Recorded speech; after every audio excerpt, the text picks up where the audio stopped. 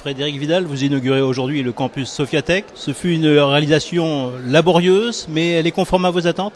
Oui, alors en fait c'est un projet qui s'est étalé sur 2 contrats de plan État-région, puisqu'il est en route depuis les années 2000. Et aujourd'hui on a effectivement la très grande satisfaction d'avoir atteint les objectifs, c'est-à-dire une meilleure visibilité sur tout ce qui est offre de formation dans le domaine des TIS et du numérique, et puis surtout un bâtiment forum qui soit à la fois ouvert au monde académique et au monde de l'entreprise. Vous avez construit 3 bâtiments sur le site de Sophia Antipolis.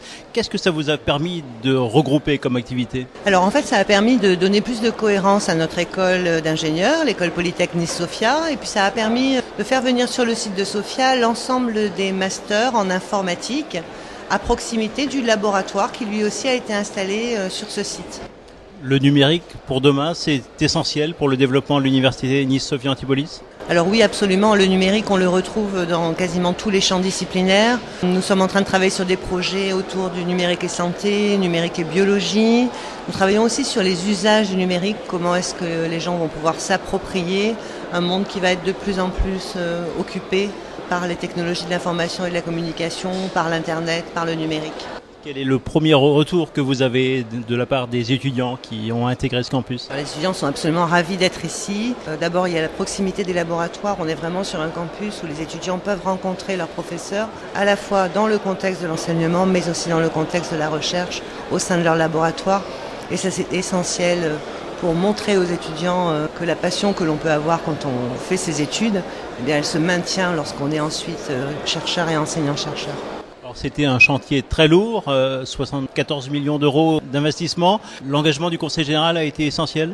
Alors ce qui a été essentiel, c'est l'engagement du Conseil général d'un point de vue financier, mais c'est aussi le fait que le président du Conseil général prenne le risque et prenne la décision de soutenir ce projet à hauteur de plus de la moitié du financement.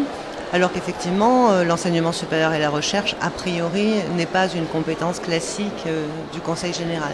Donc c'était une vraie décision politique sans laquelle le campus n'aurait pas vu le jour. L'existence d'un tel campus sur la technopole de Sophia Antipolis, ça sert le rayonnement international de l'université? Oui, absolument. Sophia Antipolis est connue mondialement et le fait d'avoir ce campus maintenant nous permet d'accueillir des universités d'été, d'accueillir des colloques comme celui qui est en train de se dérouler en ce moment. Nous n'avions pas ce type d'espace, cette visibilité et maintenant c'est possible de faire rayonner encore plus notre université dans ce domaine-là à l'international. On parle beaucoup de l'université en ligne. Est-ce que ce campus peut favoriser ce développement en France qui semble un petit peu en retard? Alors oui, effectivement. De façon générale, l'université Nice-Sophia Antipolis s'est engagée de façon très très volontaire sur l'innovation pédagogique et notamment sur les enseignements en ligne. L'État nous a accordé 5 postes supplémentaires pour l'année 2013. Nous les avons entièrement consacrés à la création d'un service qui vient en aide aux enseignants pour justement passer de plus en plus nos enseignements sous forme numérique.